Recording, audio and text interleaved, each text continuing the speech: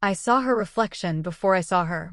Polished steel doors, a wavering ghost of a woman standing behind me, eyes lowered to her phone, hair the color of dark honey pinned carelessly, but still immaculate. When the doors slid open and she stepped in, the air changed soft perfume, like cedar and something citrus, faint enough to make me lean in without meaning to. I hit the button for the top floor. She stayed by the panel, thumb grazing the close button even after the doors had sealed. "You're late," she said without looking up. Her voice was low, conversational, as if she'd been expecting me. "I am." I managed. My throat felt dry. Finally, she looked at me. The glance lasted a second too long to be casual. "For class," she said. "Aren't you one of mine?" "Yes. Tuesday nights. Contemporary fiction." A small smile curved, but not for me exactly, more like it's something she was remembering. "Then you know the stories we read aren't polite." She shifted her bag on her shoulder and the edge brushed my arm. Static. She didn't pull away. Neither did I. The elevator hummed. Fluorescent light buzzed faintly overhead. We were the only two in the metal box. "I didn't think professors rode elevators," I said, trying for humor and failing. "I'm not a professor," she replied. "Just visiting." Her eyes flicked to the panel. "Which floor?" "Top." Her finger hovered above the buttons, then stopped. "Top floor, or my floor?" she asked. It wasn't a tease. It sounded like a question she'd been holding in her mouth, waiting for an excuse to release. I opened my mouth, but no answer came. She watched me the way someone watches a wave to see if it will break. "I didn't mean," she started, then shook her head, pressing a button without looking. The elevator shuddered, climbing. I could smell the faint coffee from her thermos. Her nails were short, neatly kept, no polish. She adjusted her scarf, and I caught a glimpse of a thin silver chain at her throat. Everything about her looked deliberate except the way she stood too close, not quite shoulder to shoulder, but within reach. "Long day?" she asked. "Long week." My hands tightened on my backpack straps. "You?" "Long decade," she said softly, almost under her breath. Silence. The elevator's groan filled it. Her phone vibrated once. She didn't check it. Instead, she glanced at me, a flicker of something, regret? Amusement, then away. "You're very quiet in class," she said. "I listen." "Do you?" Her tone made it sound like she wasn't asking about class. She shifted again. This time the back of her hand brushed mine at the rail. A fraction of a second. Enough to feel the warmth of her skin before she withdrew, fingers curling loosely. I swallowed. "I like the stories you choose." "That's not what I asked." The elevator slowed, a soft lurch. She steadied herself with the rail, palm open, nails almost touching my knuckles now. She smelled like rain on hot concrete, familiar, distant. She exhaled, slow. "You're not supposed to look at me like that," she murmured. I didn't know I'd been staring.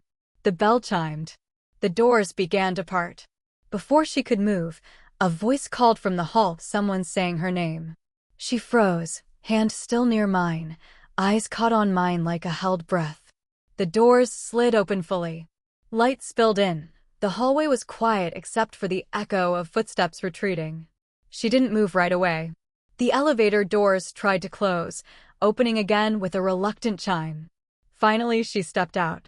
I followed, though my floor was still ahead. We walked side by side down the narrow corridor.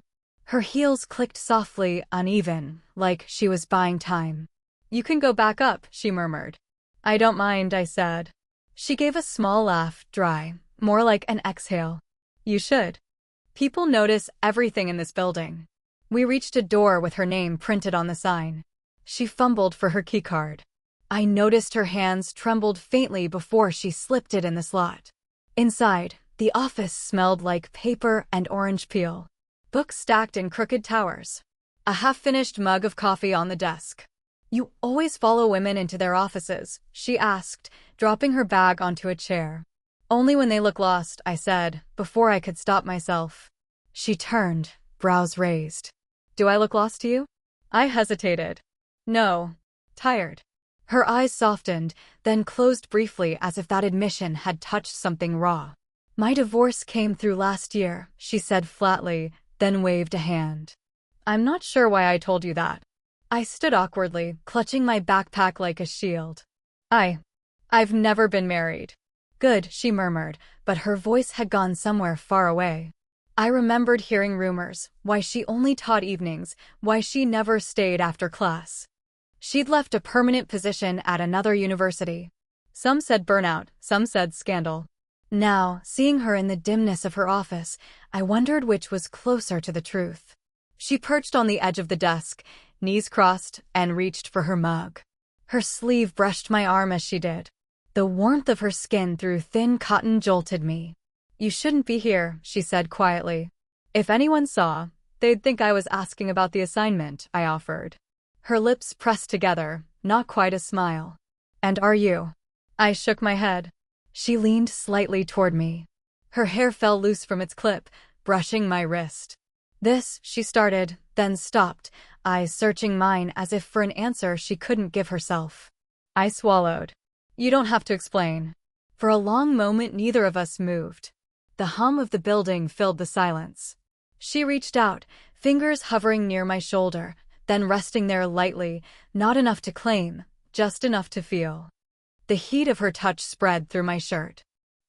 She began, but didn't finish. Instead, she left her hand where it was, a small, trembling point of contact. I didn't step back. Her phone buzzed again on the desk. She didn't reach for it. You'll be late, she whispered. I know. Her hand slid down to my forearm, lingering a heartbeat longer than necessary before she drew it back. The air between us tightened, and for an instant it felt like we were standing on the edge of a sentence neither of us dared to say. Her hand was gone, but the ghost of it remained on my arm. She turned toward the window as if the view outside mattered more than what had just happened. From the hallway came the faint clatter of a cart. Footsteps. Voices. She straightened, shoulders squared, the practiced posture of someone who knew how to erase a moment. I shifted back, heart thudding. Someone's coming, she whispered. I moved instinctively toward the bookcase, pretending to browse the titles. She reached for her mug, took a sip, set it down again too quickly. Coffee sloshed over the rim. The doorknob rattled. A voice called, "You in there?" A man's voice, older, familiar to her. Yes, she called back, but her tone was cool, almost clipped. She flicked a glance at me, sharp warning. The handle jiggled again, then footsteps retreated. A muttered later drifted down the hall. Only then did she exhale. I told you, she said softly. People notice everything. I stepped closer, lowering my voice. I didn't mean to, I know. She pressed her palms to the desk, as if steadying herself. This is my fault. I let you in. Her hair had slipped fully from its clip now, falling in loose waves around her face. She pushed it back with trembling fingers.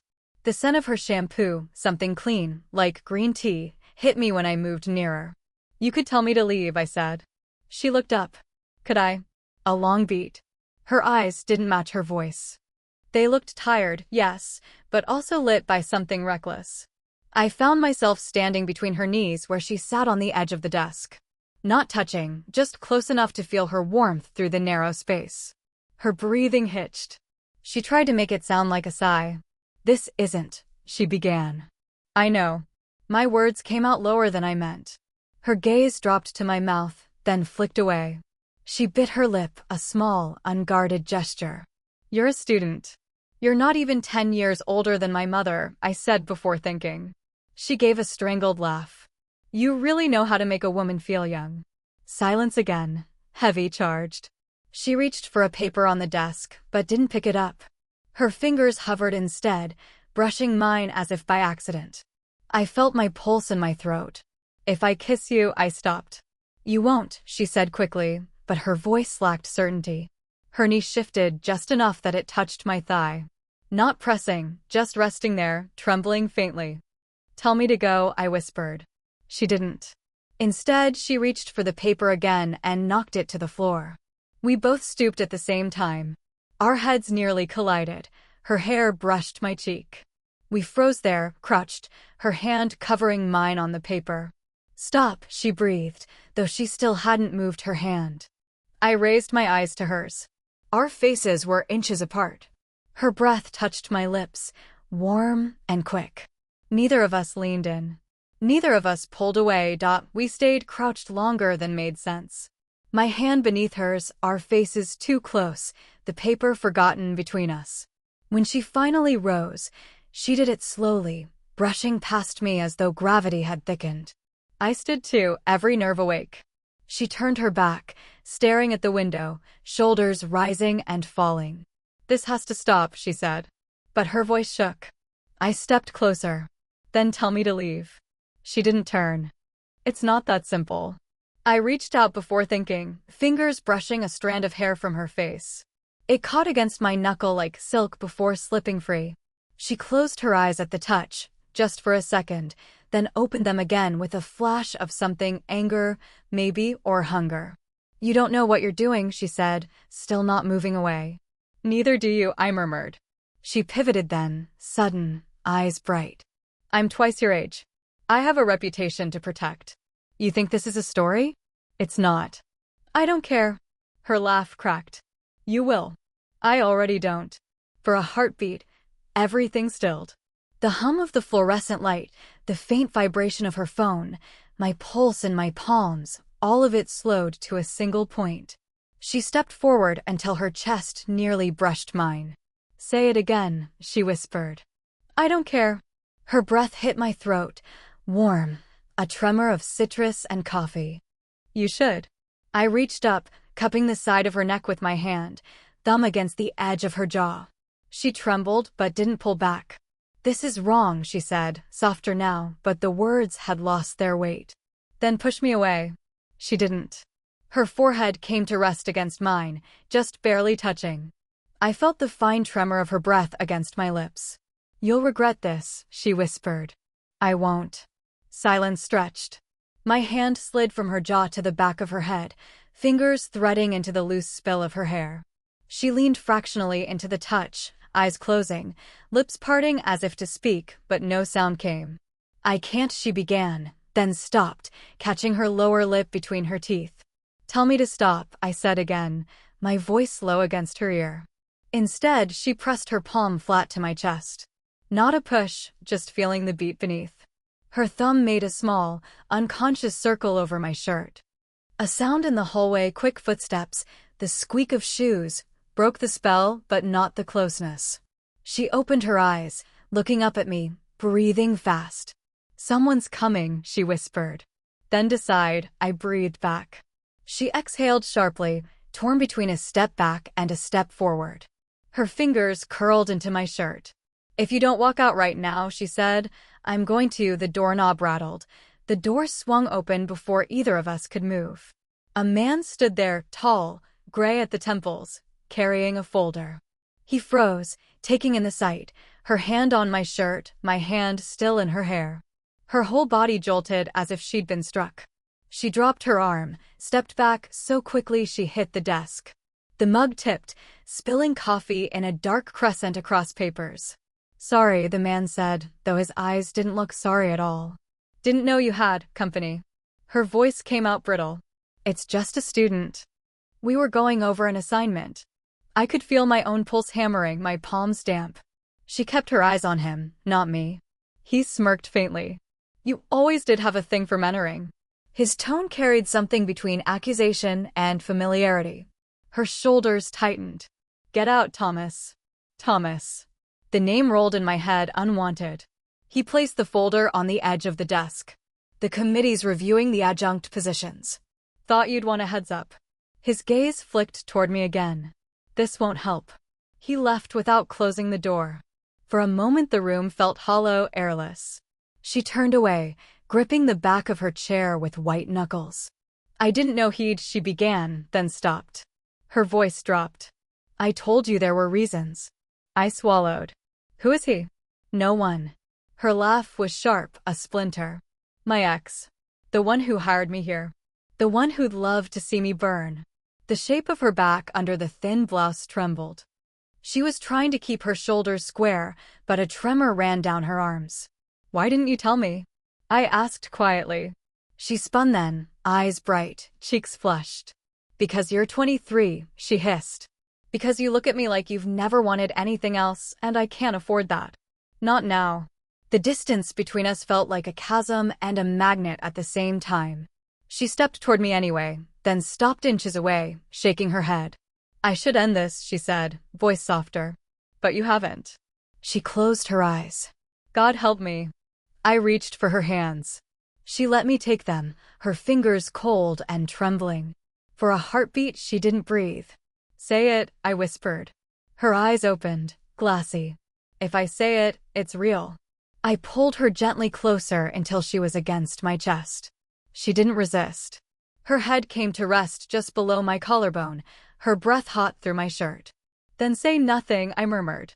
Her hands fisted lightly in my shirt, clinging. She lifted her face at last, mouth inches from mine. I can't lose this job, she breathed. But I can't not want you. The hallway was silent now. The door still open, a wedge of light spilling in. Close the door, she whispered. I closed the door. The soft click sounded louder than it should have, sealing us in. Her breath caught at the sound. She stared at the knob as if it might vanish. You didn't have to, she whispered. I know, I said. The wedge of hallway light disappeared, leaving only the dim lamp on her desk. Shadows rose on the walls, long and wavering, like the space between us. Except there was hardly any space left. She stayed against the edge of the desk, fists still knotted in my shirt. Her knuckles were white, her pulse visible just beneath the skin. I could smell the citrus of her perfume fading under the warm scent of her skin. This is the point, she murmured. We either stop or. Her eyes flicked up at me, searching. You don't understand what I'd be risking. I know enough, I said quietly. But I'm here anyway. A silence thickened between us. The building hummed. Somewhere below, an elevator dinged far away. She lifted one hand and touched the side of my face, thumb brushing the corner of my mouth as if memorizing it. You're so young, she said, not as a criticism, but like a fact she was testing in her own mouth. I caught her hand and pressed it gently to my chest. And you're here, I said. Her forehead tilted forward until it touched mine again, the same place we'd stopped before. This time she didn't pull back. Her breath trembled across my lips. Tell me to go, I whispered. Her eyes closed. I can't. I felt the last of her resistance sag in my hands, not in defeat, but in surrender to honesty. Then tell me to stay. She opened her eyes. The look there was raw fear, want, shame, and something softer, steadier underneath. Stay, she breathed. It was not a kiss. Not yet.